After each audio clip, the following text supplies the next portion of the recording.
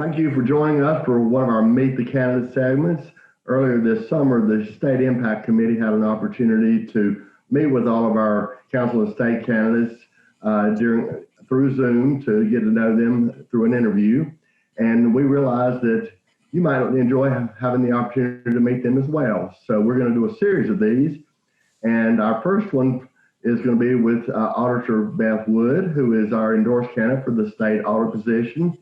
She is seeking her fourth term as state auditor. She's been great.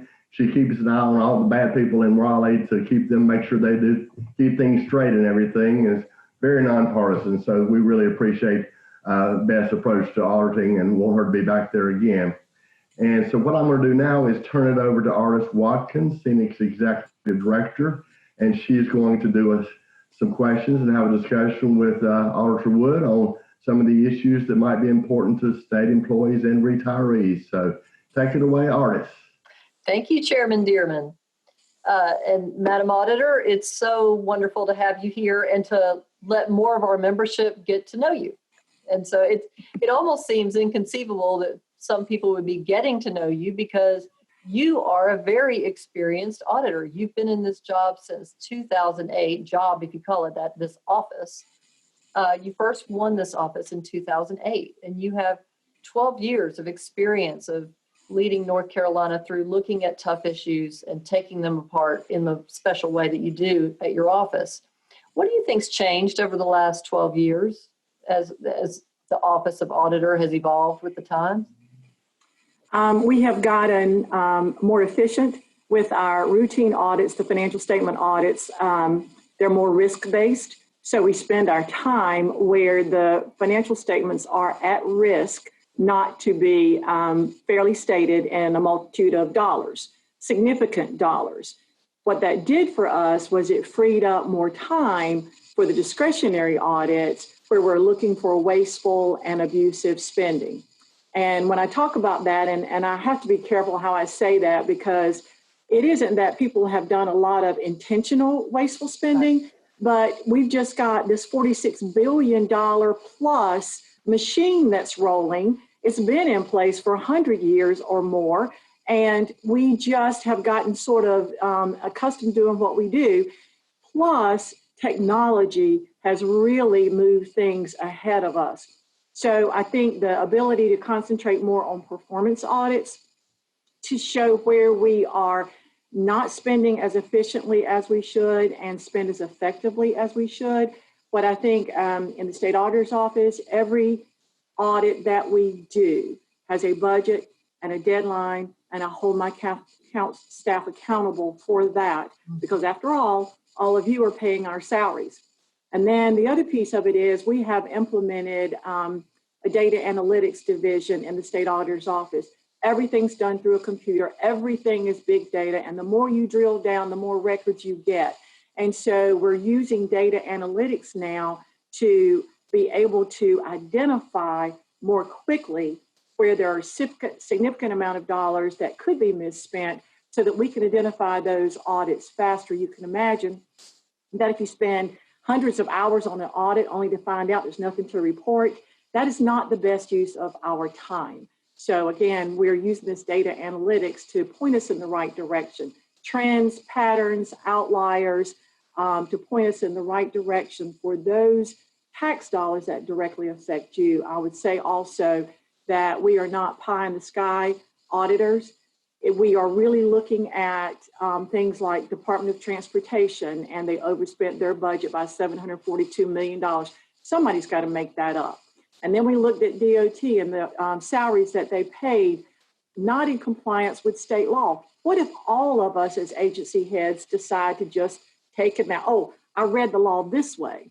And then Department of Public Instruction, I mean, many of us have children who are in online classes, and we showed that those classes are not up to North Carolina standards. So again, we're going after exactly what affects the taxpayers of North Carolina, which include our state employees. And I think that's one of the things that as SEANC, one of the reasons we're most proud to endorse you, and especially considering the seriousness of the office, how it does touch our lives every day. one of the things we're most proud about as an organization to get behind Auditor Beth Wood is that you are considered impartial, and those audits are very professional. They're not witch hunts, but they're not weak. They look at everything, the good, the bad, the ugly, because as you said, most things are not intentional, but they need to be known about, and that's the job of auditors. And so what would you be most proud about as in your tenure as auditor?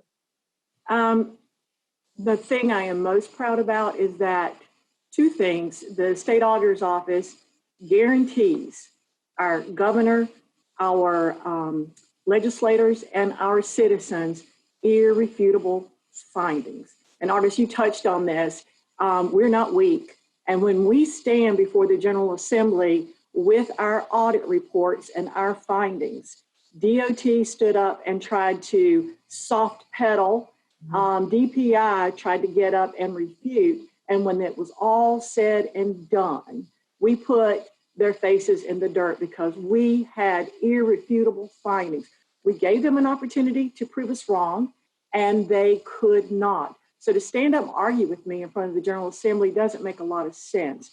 But again, you're exactly right. It is getting at the irrefutable findings. So that's something that we brought to the office in this administration, are findings nobody can argue with. I even had a legislator try to argue with me on the DPI audit. And when it was all said and done, he just had to hush because he couldn't argue with irrefutable findings. And the other thing that makes me really proud, again, two more things, I guess, we have some of the most talented auditors in this agency that's ever been in the history. And I remind you, I worked here 10 years before I became state auditor. So I taught the auditors in this agency how to audit governmental entities. So I've had a chance to see the talent then and the talent now. And we have some of the best, most qualified auditors, exactly what you would want, looking after your tax dollars. And then the third thing would be, we have had many laws implemented based on the audits that we've done. It wasn't just left up to an agency head to clean something up or fix it. The General Assembly has actually implemented laws to fix the things that we have found, and they're holding those agency heads accountable.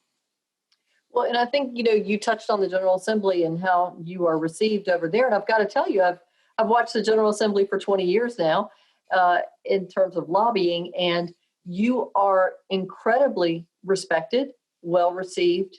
Even if people don't like what it is they're hearing from you, the sense over there that people talk in the halls about is that if Beth Wood came over here with it, it's right. And so on both sides of the aisle, there's such respect for you. And I think that's again, such a big reason SEANC supports you in this role. It's so critical. And I'll tell you, even Dale Falwell, the Republican treasurer, on the other side of the aisle, he said publicly, when I'm the calm one in the room, that means something bad is happening. Is that story true? I'm afraid it is. I am constantly frustrated with our local governments who get the same findings year after year after year. I am constantly frustrated with state agencies not holding their staff members accountable for what we're supposed to be doing to serve the citizens of North Carolina. So I just get frustrated, and that frustration comes up and out. We cannot keep, and COVID-19 is a prime example of why we cannot keep just tapping people on the hand and saying, you need to do it better, you need to do it better. Because the two audits I spoke about, the Department of Public Instruction, those online classes that we said are not up to North Carolina education standards, those are pre-COVID-19 classes. They've been around since 2008, and yet they're still not up to North Carolina standards. DOT's overspending of $742 million, and they're giving out $39 million over budget, or what they were intended to give out in salaries, all of it pre-COVID-19. And right. Now that the revenues in North Carolina are just plummeting because sales tax is going down, because of unemployment, state income taxes going down, sales, gas tax and gasoline highway tax are going down. So we have to be better stewards of the taxpayer dollars in the next 2 years than we've ever been. But if we had done a better job of listening to the state auditor and getting our own metrics and determining what we're doing with taxpayer dollars, are we getting the most bang for our buck? Because you can spend it, get it on the right line item, but did you wastefully go after, or did you not accomplish those objectives that you were supposed to? And I say that had we buckled down and done a better job on that over the last 12 years, COVID-19 would not hit us quite so hard over the next 2 years. Right. And I mean, you touched on, two of the audits that get a lot of attention from SEANC members because they affect so many thousands of our members. The first is the DOT audit that comes to mind, and the 742 million that y'all Yes. At the auditor's office found that was overspent. I think you said in a TV interview one time, they're very good at what they do at DOT. They're great engineers. They're great at taking care of, making sure we have great roads, but they hadn't been doing a great job of accounting. And the problem is the people who ended up suffering for that were the employees. They furloughed employees. And if employees got furloughed because of something like COVID by itself, or something, some other unavoidable disaster like the recession of 2008 to 9, that's one thing. But these employees literally were furloughed because of overspending. Yes. At the top, and they're paying for it at the bottom. So that's the kind of thing where I think sometimes people don't realize the Office of State Auditor is so critical to make sure this doesn't happen in the future. So that exactly, you are so spot on, Ardis. You are. But the other thing was the state health plan. You said something very interesting. As you know, SEANC's been very interested. We want to know what we're paying for our health care. We want to know, is it rising because of reasons? Are there legitimate reasons in the overall healthcare market? Or are they just rising because these are secret contracts? And one of the things that came out in an audit done by your office, and that I thought was so almost scary, was that the auditor, the state auditor, you don't even have access to what the pricing is. Exactly, we don't. And that blows my mind. What can we do about something like that? Or is there anything we can do about something like that? Well, and I guess I don't understand that everybody else that contracts with the state of North Carolina is subject to audit. But these hospitals are not. They can contract with the state of North Carolina, and that's what it is. It's a healthcare contract, it's insurance contracts. But I don't still understand how it is that the hospitals can contract with the state of North Carolina, and we are not privy to the information we need to go and audit and make sure, because when you can't track back to the cost of healthcare, and I even did that for myself, and I had a procedure, and I questioned some of the charges on my own EOB from the state Treasurer Falwell, saying, everybody look at yours and make sure it makes sense, and mine did not. And so I was speaking with one of the heads of the healthcare system, and he said, well, Beth, we give you this wonderful treatment, and we have all the best experts, and we've had to put the pricing together. I said, wait. I said, I was a cost accountant to begin with. And I know when we priced our product, we started with what profit we wanted to make. And then we worked backwards into what we were going to have to, what's the cost of the product, what goes into the cost of the product, anything else that's associated, but you also added on that profit you want to make. And I said, I was a cost accountant. I know how to back into, and this is why you're charging me what you're charging me. But of course, I'm the state auditor. I audit this particular hospital, and nobody could fix my bill, if you will, because I'm the state auditor, and that wouldn't be fair to everybody else. But you're exactly right, Ardis. There is not enough transparency in how our costs are calculated. Not enough transparency. I agree totally. Well, you just taught me, and I'm sure most of the people watching this, a lot about how cost accounting works. I don't know those things, and most people don't. And so we heavily rely on folks like you who protect us every day, and we just can't thank you enough. Is there anything else you want the members of SEANC or anyone else who will see this to know about you? Only that I do not aspire to use this office as a stepping stone. I am great at this job, and I love working for the citizens of North Carolina in the state auditor capacity. I do have, I think, a unique set of skills in that I've audited local governments. I have taught CPAs across the nation how to audit. I've worked in the state auditor's office for 10 years, and now I've been state auditor for 12 years. I've done all the work that these auditors do. And I would tell you, while we've had some great state auditors in the past, there's not been one in 100 years, not one that can lay all this out before you and have the background, the competencies and the skill set that I have. And I would say moving forward, I am 66 years old. And so, retirement's somewhere down the road for me. No. Always make sure that the person you endorse has the right skills and competencies. It isn't about a party. It is about the competencies to sit in this seat. And I am so thankful for the endorsement. Thank each and every one of you who serve our state, and thank you for your endorsement. Thank you. Mark? Okay, wow, what an experience. Thank you, Ardis, and thank you, Auditor Wood.